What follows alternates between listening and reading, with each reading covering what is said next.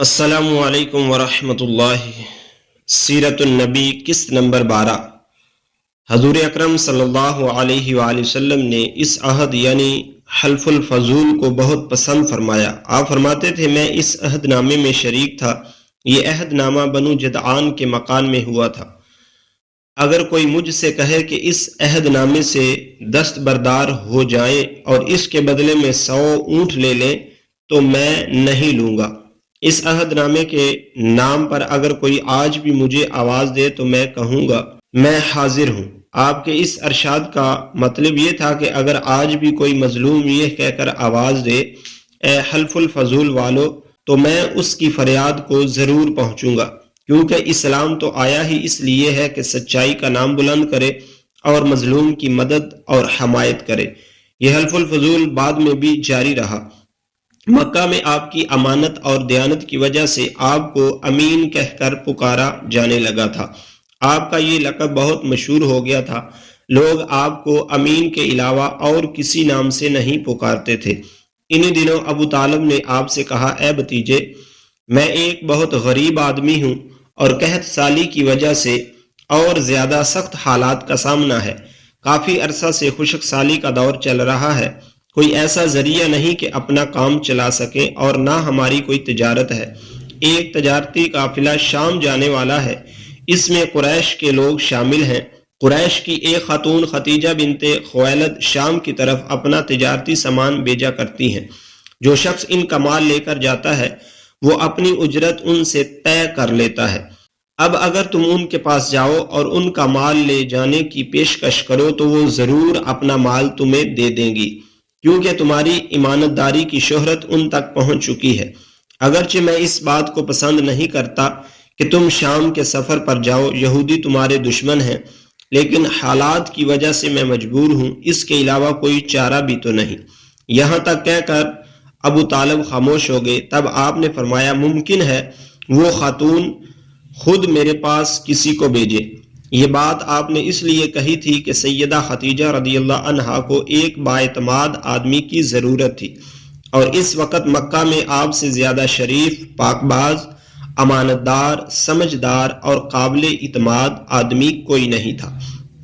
ابو طالب اس وقت بہت پریشان تھے۔ آپ کی یہ بات سن کر انہوں نے کہا اگر تم نہ گئے تو مجھے ڈر ہے وہ کسی اور سے معاملہ طے کر لیں گی۔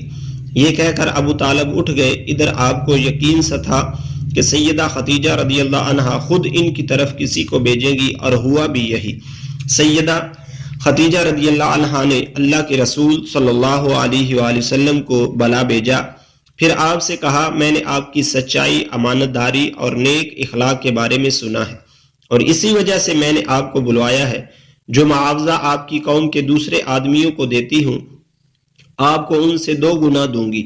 آپ نے ان کی بات منظور فرما لی۔ پھر آپ اپنے چچا ابو طالب سے ملے، انہیں یہ بات بتائی۔ ابو طالب یہ سن کر بولے یہ روزی تمہارے لیے اللہ نے پیدا فرمائی ہے۔ اس کے بعد آپ صلی اللہ علیہ وآلہ وسلم سیدہ ختیجہ رضی اللہ عنہا کا سامان تجارت لے کر شام کی طرف روانہ ہوئے۔ سیدہ ختیجہ کے غلام میسرہ آپ کے ساتھ تھے۔ روانگی کے وقت حضرت ختیجہ نے میسرہ سے کہا کسی معاملے میں ان کی نافرمانی نہ کرنا، جو یہ کہیں وہی کرنا، ان کی رائے سے اختلاف نہ کرنا۔ آپ کے سب چچاؤں نے قافلے والوں سے آپ کی خبرگیری رکھنے کی درخواست کی۔ اس کی وجہ یہ تھی کہ ذمہ داری کے لحاظ سے یہ آپ صلی اللہ علیہ وسلم کا پہلا تجارتی سفر تھا۔ گویا آپ صلی اللہ علیہ وسلم اس کام میں بالکل نئے تھے۔ ادھر آپ روانہ ہوئے، ادھر آپ صلی اللہ علیہ وسلم کا معجزہ شروع ہو گیا۔ ایک بدلی نے آپ کے اوپر سایہ کر لیا، آپ صلی اللہ علیہ وسلم کے ساتھ ساتھ چلنے لگی۔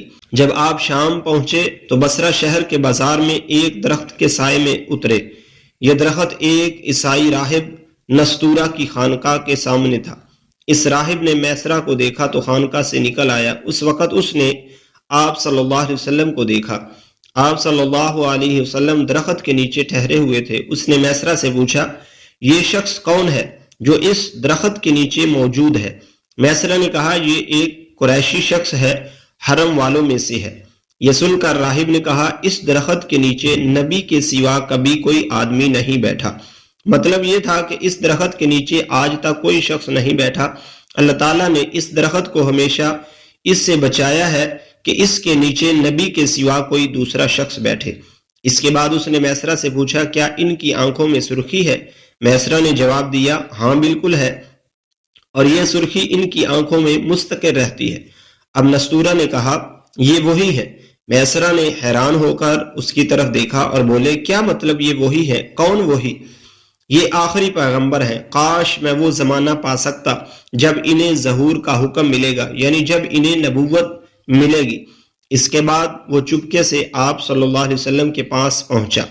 پہلے تو اس نے آپ صلی اللہ علیہ وسلم کے سر کو بوسہ دیا، پھر آپ صلی اللہ علیہ وسلم کے قدموں کو بوسہ دیا اور بولا میں آپ صلی اللہ علیہ وسلم پر ایمان لاتا ہوں اور گواہی دیتا ہوں کہ آپ صلی اللہ علیہ وسلم وہی ہیں جن کا ذکر اللہ تعالیٰ نے تورات میں فرمایا ہے۔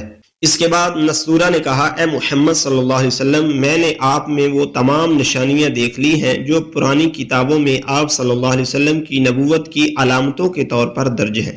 صرف ایک نشانی باقی ہے، اس لیے آپ ذرا اپنے کندھے سے کپڑا ہٹائیں۔ آپ صلی اللہ علیہ وسلم نے اپنے شانہ مبارک سے کپڑا ہٹا دیا۔ تب نستورہ نے وہاں مہر نبوت کو جگمگاتے دیکھا۔ وہ فوراً مہر نبوت کو چومنے کے لیے جھک گیا، پھر بولا میں گواہی دیتا ہوں کہ اللہ کے سوا کوئی عبادت کے لائق نہیں، اور میں گواہی دیتا ہوں کہ آپ صلی اللہ علیہ وسلم اللہ کے پیغمبر ہیں۔ آپ صلی اللہ علیہ وسلم کے بارے میں حضرت عیسیٰ ابن مریم علیہ السلام نے خوشخبری دی تھی، اور انہوں نے کہا تھا میرے بعد اس درخت کے نیچے کوئی نہیں بیٹھے گا سوائے اس پیغمبر کے جو امی یعنی ان پڑھ، ہاشمی، عربی اور مکی یعنی مکہ کے رہنے والے ہوں گے۔ قیامت میں حوض کوثر اور شفاعت والے ہوں گے۔ اس کے بعد آپ صلی اللہ علیہ وسلم بصرہ کے بازار تشریف لے گئے۔ وہاں آپ صلی اللہ علیہ وسلم نے مال فروخت کیا جو ساتھ لائے تھے اور کچھ چیزیں خریدی۔ اس خرید و فروخت کے دوران ایک شخص نے آپ صلی اللہ علیہ وسلم سے کچھ جھگڑا کیا اور بولا لات اور عزا کی قسم کھاؤ۔ آپ صلی اللہ علیہ وسلم نے فرمایا میں نے ان بتوں کے نام پر کبھی قسم نہیں کھائی۔ آپ صلی اللہ علیہ وآلہ وسلم کا یہ جملہ سن کر وہ شخص چونک اٹھا۔